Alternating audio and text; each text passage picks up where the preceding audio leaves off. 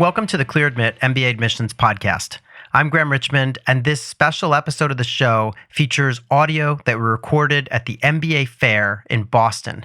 As some of our listeners know, we gathered together 25 of the world's leading MBA programs for a fair in Boston, and we did a whole bunch of panels, and we recorded those panels.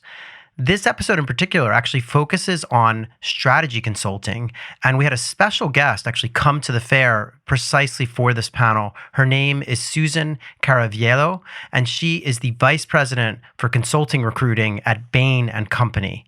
So as many of you know, consulting is a common kind of landing place post-MBA, and business schools open lots of doors for jobs, but as I say, consulting is a very popular path. And what we did is we thought, what a great opportunity to kind of talk with someone from Bain. And, we welcomed Susan and discussed all elements of the recruiting process for consulting, from case interviews and internships to pre-MBA programming and full-time roles. So stay tuned, give a listen. We're so happy that we're able to record this and allow everyone to tune in who wasn't with us in Boston. So enjoy. All right.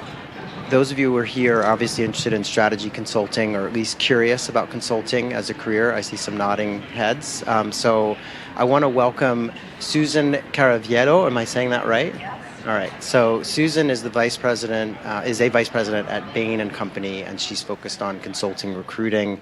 How long have you been at Bain?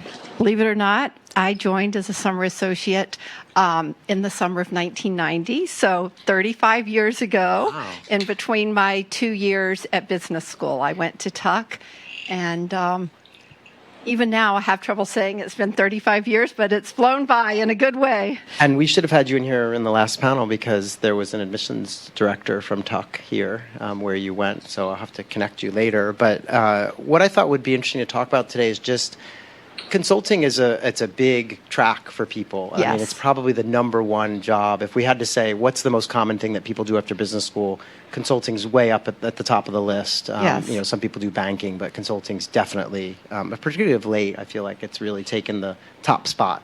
And, Bain is one of the top companies in that space too. And so I just thought it'd be really interesting to have a conversation about what is consulting. And again, I was joking in the first session about how I love these sessions because we get to ask questions that I would never have asked when I was going off to business school. So I'm going to ask you those kinds of questions that maybe people would be afraid to ask you.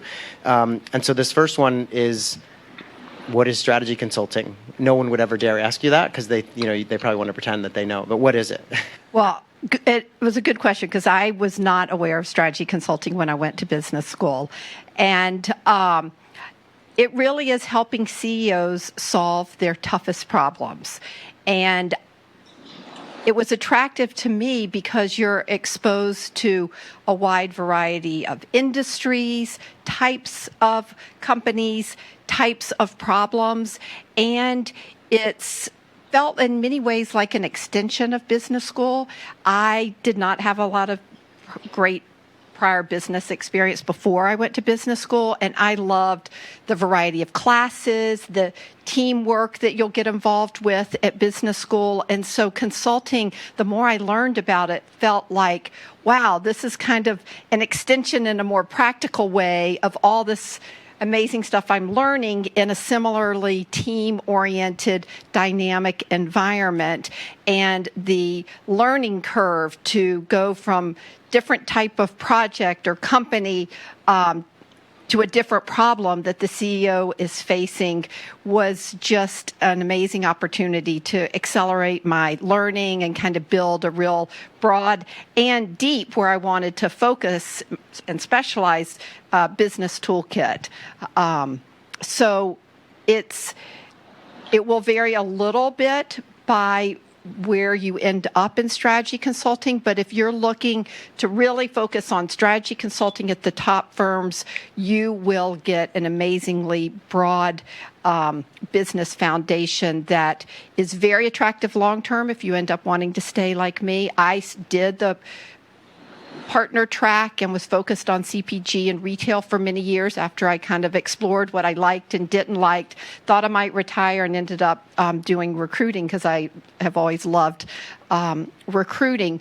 But if you decide at some point you don't want to do strategy consulting, it opens so many doors. And so that was another thing that drew me, and I think draws so many people to consulting, is it's both attractive long-term.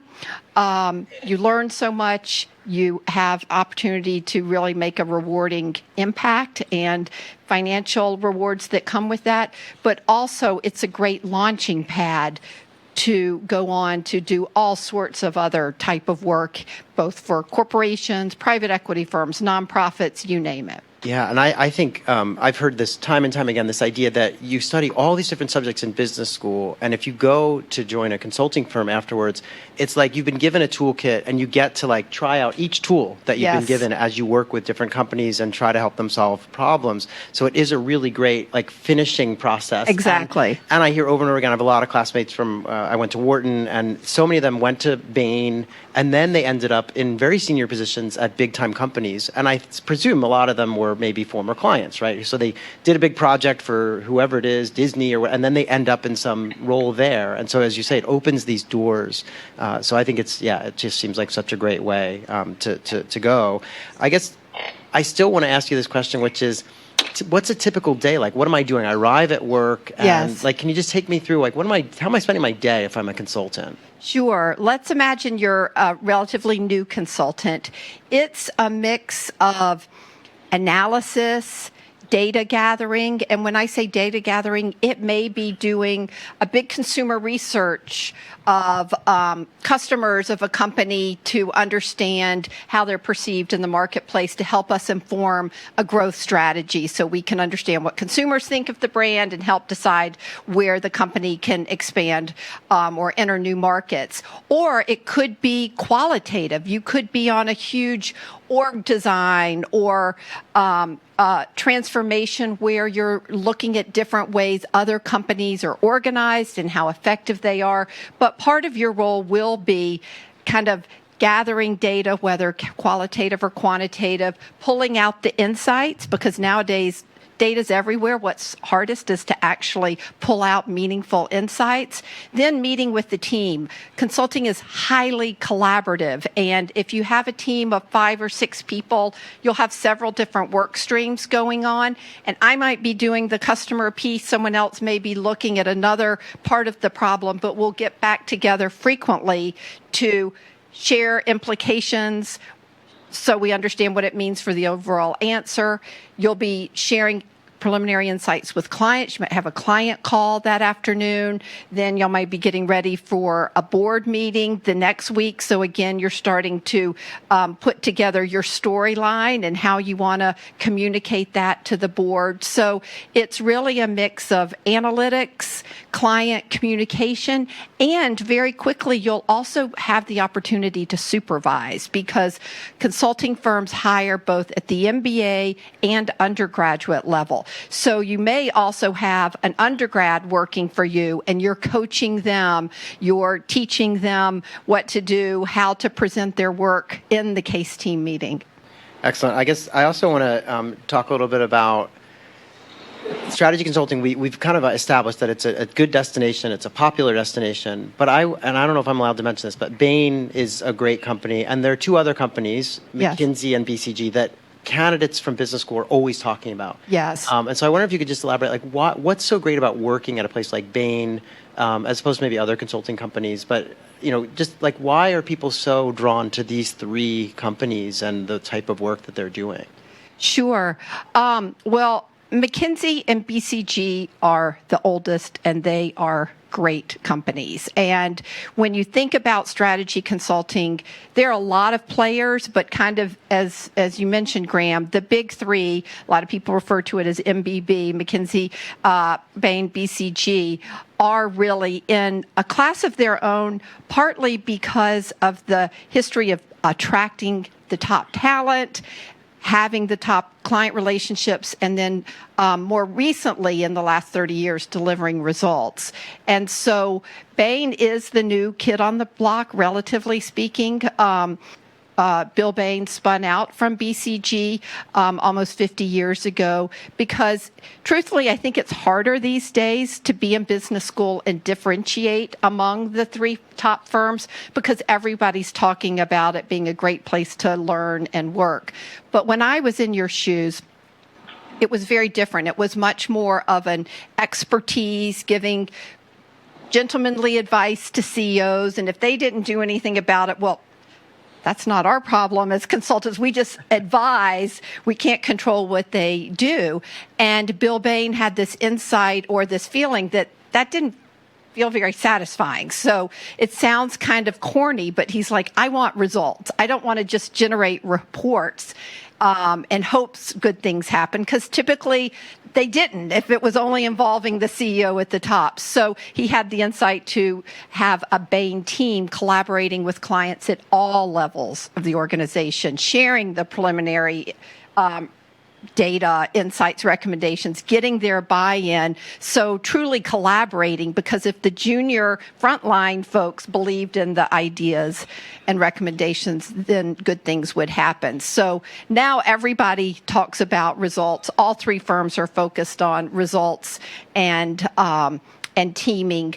But I guess what attracted me to Bain and what gets me so excited after all these years is results and teaming and culture of collaboration is in our DNA. We were founded just on that approach, and so our whole business model reinforces it. And we think our culture and collaborative approach with clients and with each other is what sets us apart. Got it. And I think, don't they say innovation often occurs on the factory floor, right? So this idea of collaborating with everyone in the organization rather than just delivering a report to the CEO that may, not do anything other than sit on a shelf is really smart. Can you take us through, I know that you probably can't reveal everything, but when you're recruiting and you're trying to hire someone, how closely are you looking at their background pre-business school? And let's say they, somebody who studied, economics versus somebody who studied art history as an undergrad. Could you still be competitive if you, don't have that kind of business background as an undergrad, or how does that work? Absolutely. We are looking for diversity of background, experiences, thinking, because diverse teams come up with more creative solutions and collaborate better with our diverse teams at our clients. And when I think about partners at Bain or friends who are partners at other firms, it's amazing the different backgrounds. Whether some are actually former consultants who want to work for one of the top three, and so they're using business school to kind of trade up, if you will. So that's at one extreme. Other people, were a pilot in the military flying jets or working in nonprofits, or I hired a chef. I've hired an opera singer. I mean, it's really no one formula. And it's funny because I also run our Boston office summer associate internship program. And when I'm talking to the first-year business school students who will be joining us this summer to see what they're interested in working on, I would say half of them say, well, I'd like a supervisor who, like me, comes from a non-traditional background. So literally more than half of the summer class would self-describe themselves as very non-traditional background, which to me is typical. Yeah. There's no one path in terms of background or school that assures you a spot in a top consulting firm.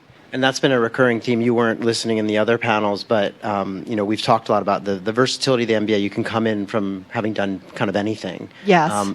But once you've gone to a top business school, Bain knows that you've had a great education and that you're going to you will excel.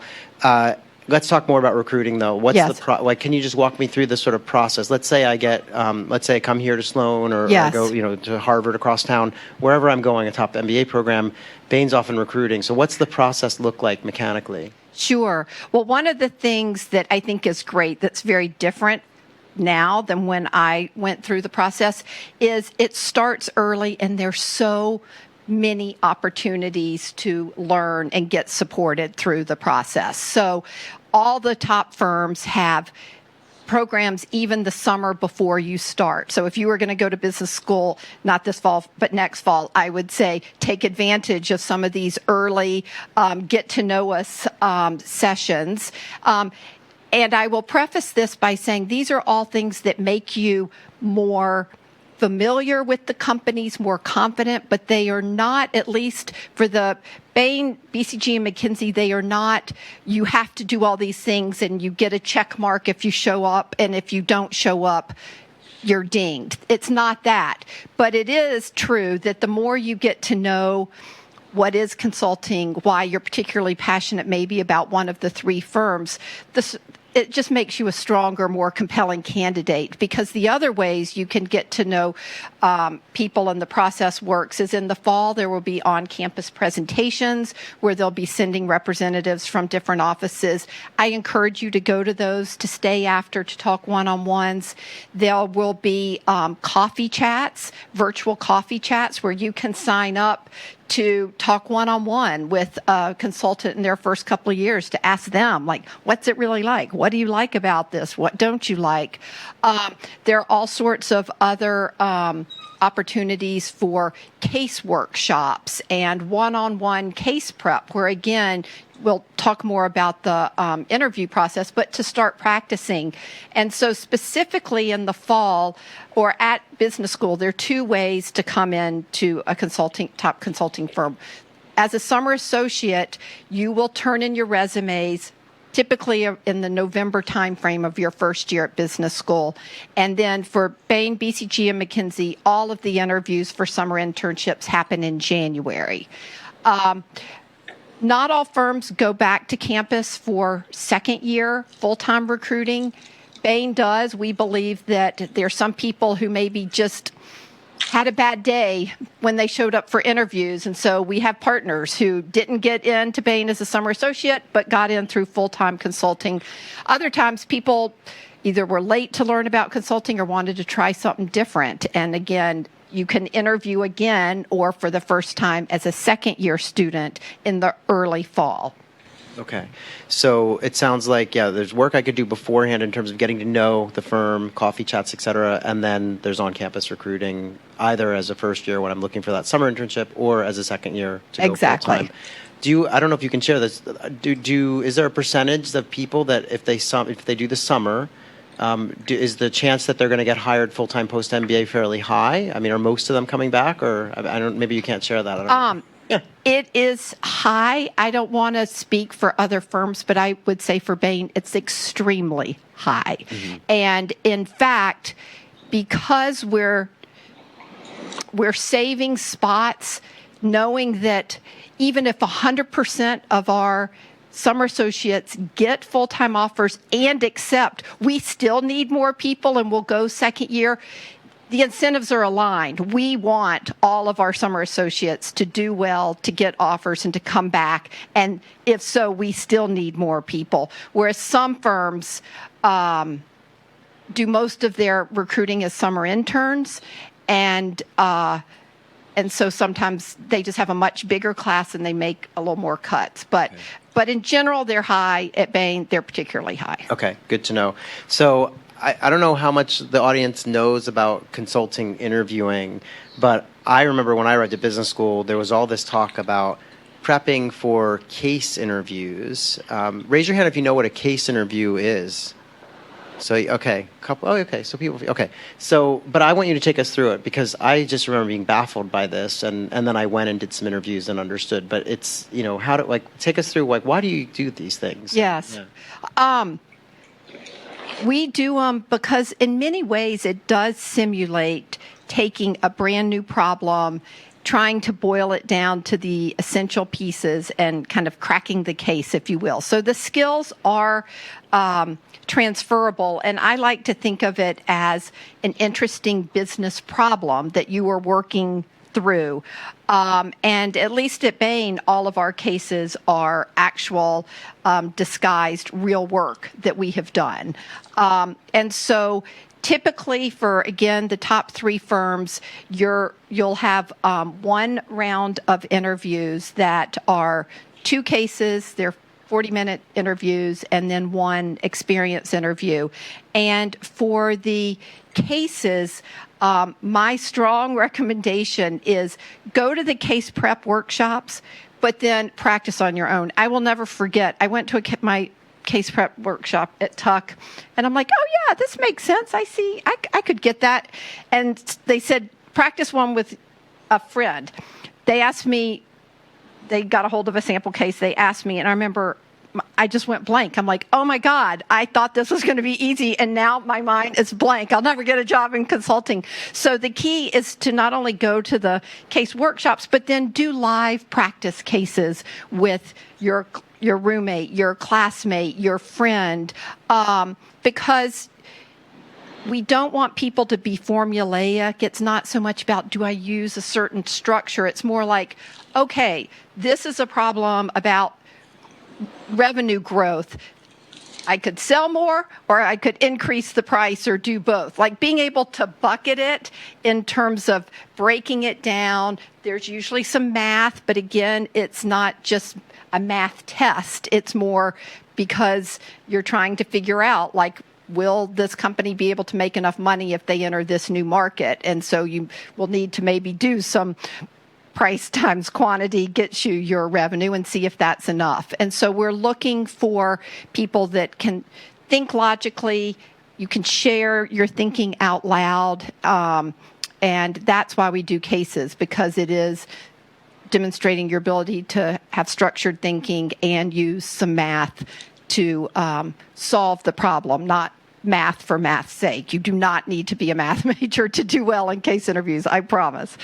I often think of it as well as like, eventually the person that you're considering hiring, if you were to bring them on board, at some point they might be put in front of a client, and the client's going to ask them a hard question. Yes. And so it's like just seeing, can someone, break down a problem, as you say, and bucket it and Yes. give. So I think it makes a lot of sense. I do want to ask you though, there are I think you call them experience interviews. Yes. So that's the other part. So you're doing the cases, and then you have other interviews where it's more of a general conversation, or what are those? Yes, we call it experience or resume case, but in consulting, you need the analytical problem-solving skills, but to be successful, and the people we're looking for are also good communicators, can empathize with clients who are maybe scared to try something new. And so we really value the soft skills as well, and that's how we test that in the experience interview. And so I would think of it more as, and I don't like the word fit. That's what sometimes people refer to it. There's not one fit. Again, we're looking for a variety, extroverts, introverts, people who've had a lot of leadership skills, people who have had none but are excited to. But we are looking to see those soft skills. And so questions like, tell me about a situation that was extremely challenging to you. How did you overcome that? Or how did you change someone's mind? Or what's the feedback you got in your old job or organization of what you do particularly well, and what's an area you need to keep working on, since we all have areas that we need to keep developing. So I think of it more as the softer skills that are also as important as the analytic hard skills. And are there ever sort of think on your feet type questions in those experience interviews, or that's kind of that's reserved for the sort of case interview, or might, like, because we hear these rumors, right? And I think the most famous one is that, what is it? It's like, how many golf balls can you fit inside the hull of a ship, or Yeah. or whatever, right? So is that kind of stuff happening, or that's? I don't think generally, I can tell you for Bain, absolutely not, Okay. because we're just very transparent. Like, we don't want to trip people up. We're really looking to see, does this person have the problem solving, the communication, the collaboration skills that will make them successful at Bain? And so we are not looking to trip people up or to throw them curveballs and make it like a stress test. People are already nervous enough. They want the job. That's a stress test enough just to be in the interview processes. So I've heard those rumors too. I never experienced it when I was coming to Bain. And I can tell you now, not only for Boston, but because I'm very involved in North America recruiting, no Bain offices are trying to do that. Okay, good to know. What about grades and test scores? So, these candidates are coming from business school. You're looking at their transcripts, and are you ever asking them, like, hey, how'd you do on that GMAT exam or the GRE? Like, are you wondering about that or no? No, it's very different. At the undergraduate level, yes. If you were coming straight out of undergrad, applying for the junior position, they look at test scores and they look at GPAs, and you have to submit your transcript. When you are coming in at the consultant MBA level, you've already done the hard part, getting into a great business school. So we do not look at test scores, and especially in the era where we've gone through COVID, where a lot of scores were test optional, we just, again, Bain comes from a very pragmatic, we want results, we're people who can solve problems and get the client on board. Just because you can do a theoretical problem doesn't necessarily mean you're going to be great with clients. So we're really focused on when we're trying to figure out who to invite for interviews, some accomplishment in your background. If you have a very non-traditional background, but you also did get amazing grades and had some leadership, that factors in as your whole overall background and profile, if you will. But we don't have any cutoffs for grades. A lot of people don't put grades on their resume when they're submitting for interview spot. We don't ask. We ask, but we really don't consider GMAT. So there's some things you may see in the form that are like a GMAT or GPA, but typically we're taking a more holistic view.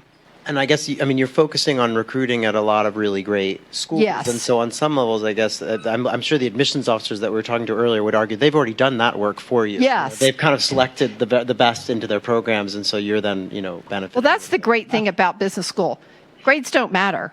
Yeah, that's true. Truthfully, it's very GPA oriented as one of many factors to get into business school, which I'm sure y'all have heard about from the admissions directors. But I've never asked someone for a grade. I've never asked them how they've done in a particular class. What I might say if I'm doing the experience interview is, what class has been the most enjoyable for you and why? And what's been the hardest and why? I'm really just trying to get to know you. So we don't have cutoffs. It's much less grade and score focused than you would imagine. Okay. I just have two more questions for you. Sure. So the first one, and you you talked about this a little bit when you were talking about the founder of Bain and his approach, but I just wondered if you could, looking at Bain today, if you could elaborate on what makes it a great place to work and how is it differentiated? Because I think there are some things, right, that make it a little different, even from McKinsey and BCG. There are subtle differences, and I attribute, again, so much of it to what's in our DNA that's all about collaboration, teamwork, and culture. And we feel like client success and our team success are never at odds, that it's a virtual process. And we have all sorts of monitoring things to make sure that teams are happy. We do anonymous frequent case team surveys. We have a culture where if it's not going well, you share it. And the program management will look at that team and be like, oh my gosh, this team has hit a rough spot. What's going on? Do they need more resources because the clients now asked them to do more, and we either need to add more team members or push back? But we take our own people's happiness and success as just a high priority as a client success, because we feel like they're mutually enforcing. If we have great people who feel like they're stretched and learning, but also supported, they will do better work for our clients. They'll be more engaging. Clients will then want to do more work with us. And so we feel like it's a positive loop that reinforces, and we're constantly doing things to invest in our culture. Years ago, we were the first ones to have your upward feedback and your case team surveys be a part of partner compensation, just to say, we're serious about this. And there's so much that is just in our DNA around people's excitement to mentor and be mentors for people that people do without any compensation. You may have heard a Bainey never lets another Bainey fail, and that's one of our operating principles where it's just amazingly supportive and focused on helping people grow. And I think that's why we get a lot of external validation too, where, I don't know if any of y'all follow Glassdoor, the recruiting website, but we're the only consulting firm that for the last 12 years, I think, since they've been doing the best place to work, we've been in the top. We've often been not only the top consulting firm, but like beating out Apple and Facebook when they were the hottest companies to work as the best place to work. We're consistently above our two competitors. And we're not striving to do that, but that's an outside validation, if you will, that it just feels very supportive. We want it to be sustainable, so people will want to stay for as long as we do. And I always laugh saying, I never in a million years would have predicted that I would be at Bain 35 years. But Bain invested in me as if I would, and they invest in everyone as if they would be there forever. And it tends to then make you want to stay. Yeah. So last question for you, because I recognize we got a lot going on tonight, but let's imagine that everyone in this room has gotten into a great MBA program and they're heading off to business school, and they also know that they're interested in working at Bain either for the summer or even long-term after business school. What are some things they should be doing? So let's say I'm holding my acceptance letter to MIT Sloan because we're here at Sloan. Like, what am I doing if I already know that I'm interested in Bain? Well, I would definitely go on the company websites and register for their summer events. Like in our case, it's called Experience Bain.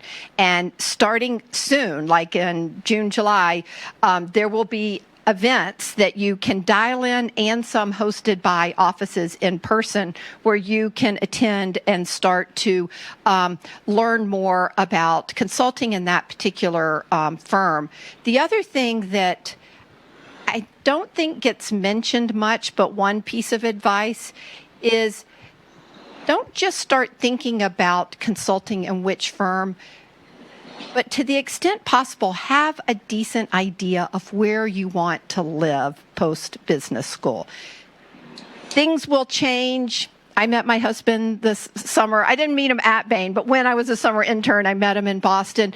But it does help as you go through the recruiting process to start honing in. Even if you're like, well, I'm agnostic, I'm international, I just want to be in the U.S., still start trying to hone down what might be your top places, because that's part of the exploration journey in the summer. It's amazing how quickly it moves to kind of being more of an office track, because offices will send out invites and you'll apply to a specific geographic office in November. So don't stress yourself out, and people change their mind for personal reasons all the time, but it will make it easier for you if you can hone in ideally on one office where you think you want to live, and then do coffee chats and go to their in-person events, because you'll start to get to know more people. And that's more effective, is to feel like you're really getting to know a bunch of people from one office more than, one person from 12 offices. You don't even need to get to know that many people. I'm just making an extreme example. So don't forget the geographical piece. Okay, I'm glad that you said that. I feel it's like insider tip here. I mean, that's really good. And I also do think that, the business schools won't admit this, but there's a lot of regionality even within business schools. You even take a school like MIT or Harvard. People are, by and large landing in the Northeast Corridor. I mean, there's a definite geographic factor when it comes to even the best business schools. I do want to say before we wrap this panel up, Susan's been kind enough to say that she's going to stick around out in the hallway just outside, and she's brought Danny with her yes. from the Bain office in Boston as well. So I strongly encourage you all to go out and chat with them if you have any interest in Bain while we're kind of breaking and going to move on to the next session. But Susan, thank you so much for coming over. Oh, my pleasure, and doing this. Graham. I really appreciate it. And and Danny too. Thanks for coming and being here to talk to people afterwards. My pleasure, and I'm thrilled y'all are interested in consulting. And good luck with the business school applications process. All right, thank you.